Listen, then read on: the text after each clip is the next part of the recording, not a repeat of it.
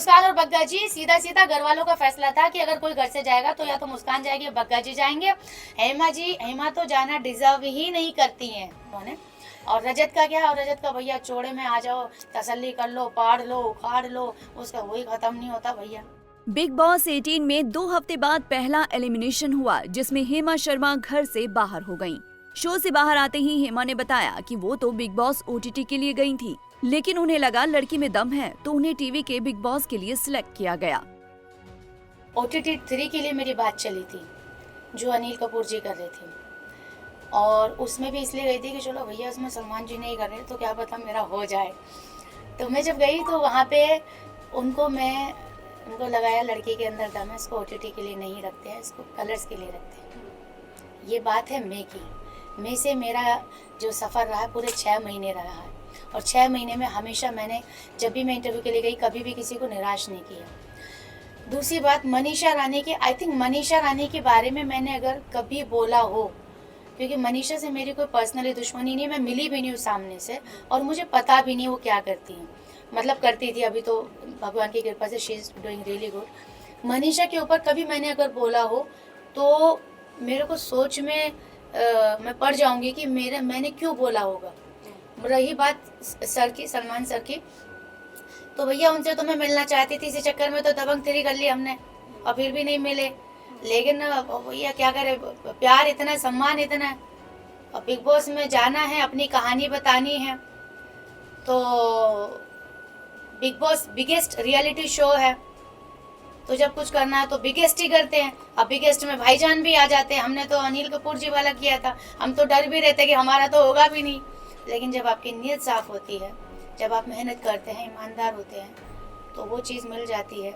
हम तो बात सेल्फी के कर रहे थे, हम तो बराबर में खड़े होकर बातचीत करके आए हैं, हम तो रह के आए हैं और हिस्ट्री बना दी है।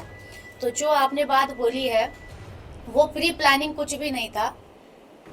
आज अब मेरा इंटरव्यू ले रहे हैं, अब मैं यहाँ पे किसी और का नाम बोल दूँ तो भैया वही अपलोड हो जाएगा, फिर कभी जब दोबारा इंटरव्यू होगा तो उसके शख्स के बारे में बोला जाएगा। तो वो इंटरव्यू भी वैसे ही था, वीडियो थी वायरल भाभी की बात की, लेकिन वहाँ पे जिक्र आ गया दबंग 3 का, और वो किस्से का, और हमने बता दी हकीकत जो हुआ था। उसमें हमारे आँख में से आंसू भी निकल गए, वो अपलोड हो गया, तहलका मच गया। हेमा शर्मा का कहना है कि वो अकेले खेलती आई हैं, उन्होंने कभी इधर की उधर नहीं की, लेकिन शो में ग्रुप चल रहा है, लोग यहाँ की बात वहाँ कर रहे हैं, वहीं खाने को लेकर वहाँ सबकी तू मैं चल रही है। मैंने कभी चली नहीं, क्योंकि मैंने कभी इधर की उधर की नहीं।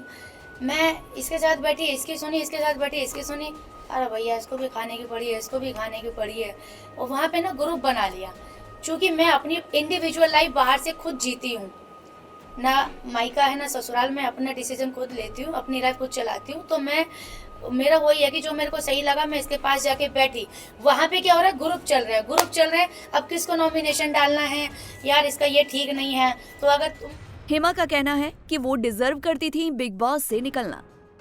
सीधी सी बात है, इस सब का जवाब जो है ना अब दोनों के, अब सबके पास है कि भैया हेमा जी तो फिर भी कुछ कर रही थी, जो नहीं कर रहे थे वो घर के अंदर क्यों हैं, और हेमा जी इतना सब कुछ कर रही थी तो हेमा जी घर के बाहर क्यों है। तो मुस्कान और बग्गा जी, सीधा सीधा घर वालों का फैसला था कि अगर कोई घर से जाएगा तो या तो मुस्कान जाएगी या बग्गा जी जाएंगे।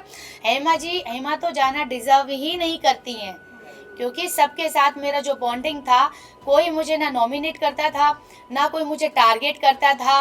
और वो इसलिए नहीं कि मैं गुड बुक्स में थी, वो इसलिए क्योंकि मैं इक्वल थी, मैंने कोई पार्शलिटी नहीं की।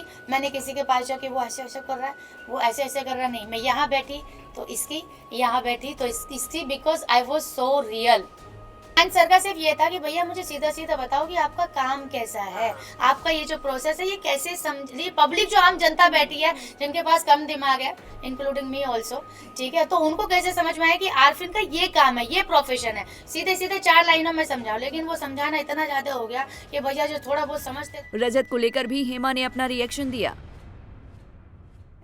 और रजत का क्या, और रजत का भैया चौड़े में आ जाओ, तसल्ली कर लो, पाड़ लो, उखाड़ लो, उसका वही खत्म नहीं होता भैया। ऐसे ही और वीडियोस के लिए आप नारी के पेज को YouTube पर सब्सक्राइब, फेसबुक पर लाइक और इंस्टा पर फॉलो करना ना भूलें।